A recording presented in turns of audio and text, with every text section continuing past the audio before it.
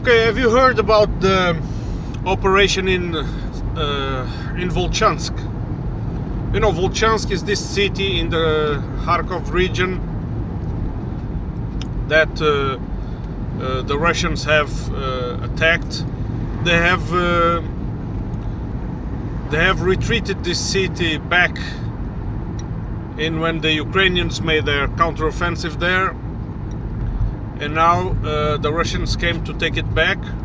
And after those initial quick successes near the border, and the Ukrainians managed to regroup and arrange defense, Vovchansk has become a city of a lot of heavy fighting. But it seems that the Russians are decided to capture it.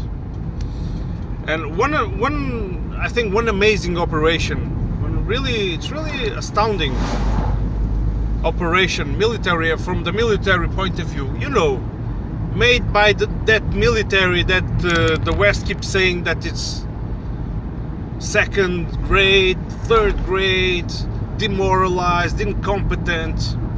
That same military. Well, what the Russians did is that they sent a group of special forces ahead of everyone, bypassing all Ukrainian defenses, which were still in disarray. Well, they were not completely in disarray, but they managed to pass through them and capture a strong point called the aggregate plant.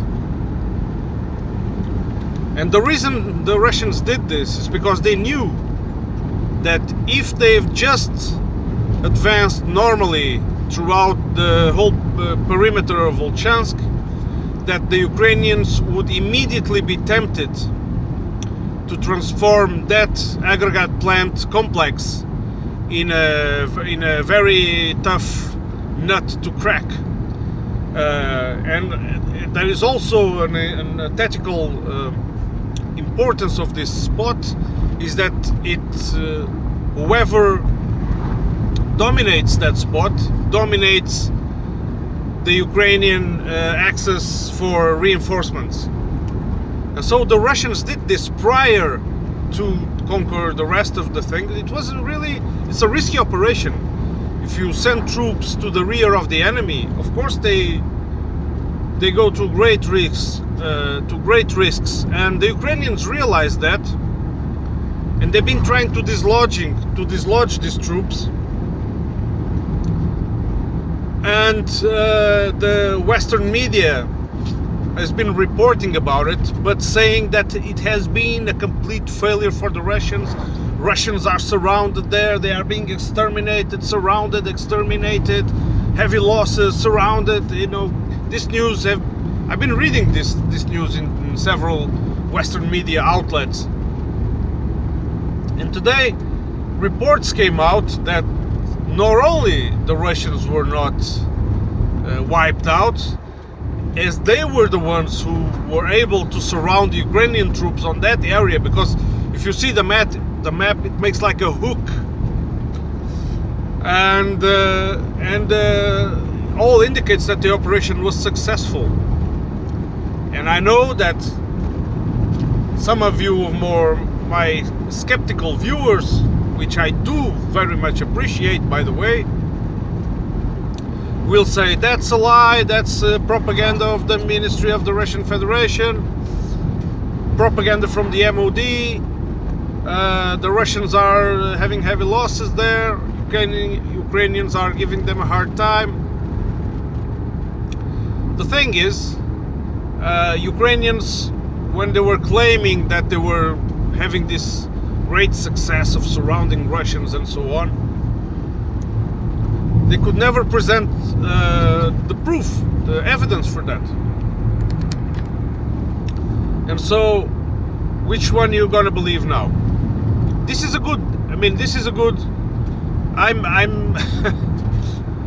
I'm in this bet as well, and I do believe the version of the Russians. And if you believe the version of the Ukrainians, then we have excellent opportunity to compare propagandas or information outlets, whatever you want to call it. sooner or later, all thing will be clear, all the truth will be clear, and then we see. And you can do this now. It's an exercise that can be done about a current situation, but if you go back to the past, and I think I've dedicated 1 or 2 videos to this, if you go back to the past and read news about the front lines in the Western media, like from the beginning of the war, from 1 year ago, and you have the impression that Ukraine is just wiping Russians like butter in a hot summer. But because they are past, and now we know the truth of many of these episodes, we know they're all lies. So this particular episode caught my attention because there was even one piece of news saying, oh, the Russians, some anonymous source from the Russian troops said that, exclaimed something like this, he said something like along the lines of, how many of us need to die more before they pull us out? And of course I believe there have been casualties. It's war, and if you go near the front lines, you realize that this easy. It takes this little much for you to disappear without even realizing it. But war is like that. Casualties have to be accepted, otherwise there would be no war. That's a cool idea, actually. But anyways, I do think that the operation was successful and genius, because that's the kind of operation you go infiltrate behind the enemy lines, establish a strong point, wait for the bulk of the forces to come, and therefore you have a quicker movement, and you put your enemies, you sow chaos in your enemies' lines. And of course nowadays, in the drone robot, in the initial era of the robot war, you have drones everywhere, and this is very hard for ground troops, because drones are hard for ground troops now, same way as the Air Force has been hard for ground troops forever, before the sophisticated anti-aircraft systems. If you think of the fighter bombers, one thing is when those raids to infrastructure, the infrastructure was surrounded with this flak power, bombers would suffer a lot of losses. But the other thing was this fighter bomber raids, just patrolling to search for enemy reinforcement columns, supply columns, etc.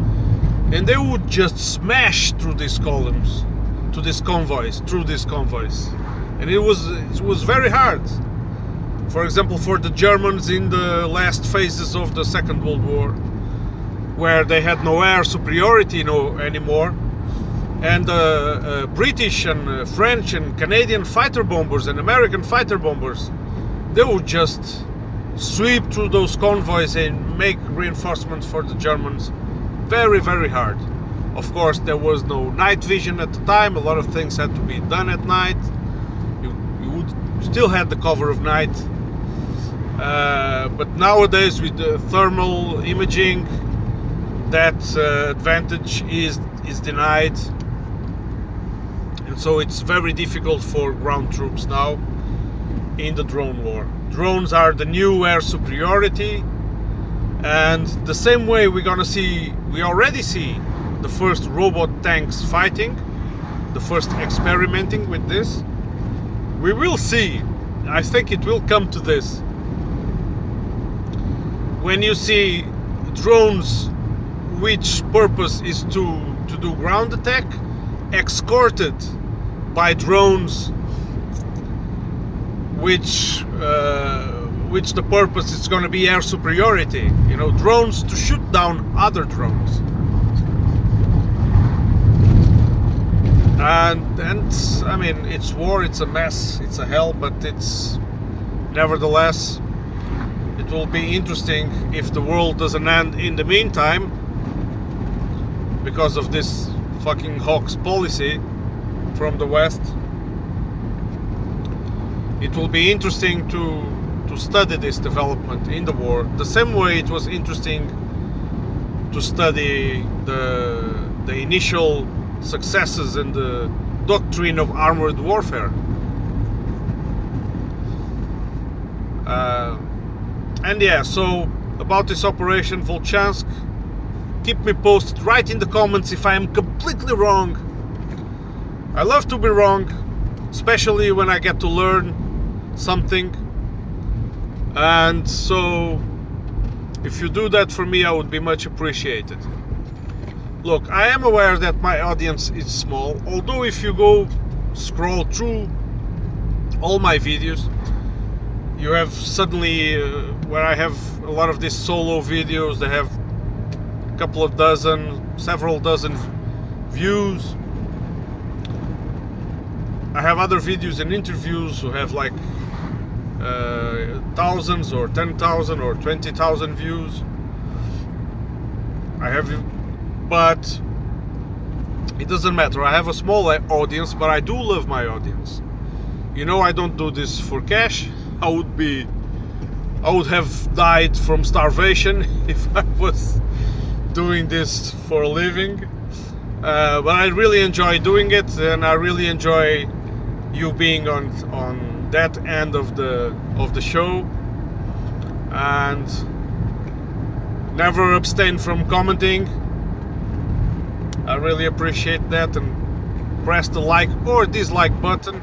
Your interaction is much appreciated, much obliged. I really hope that I see you on the next one.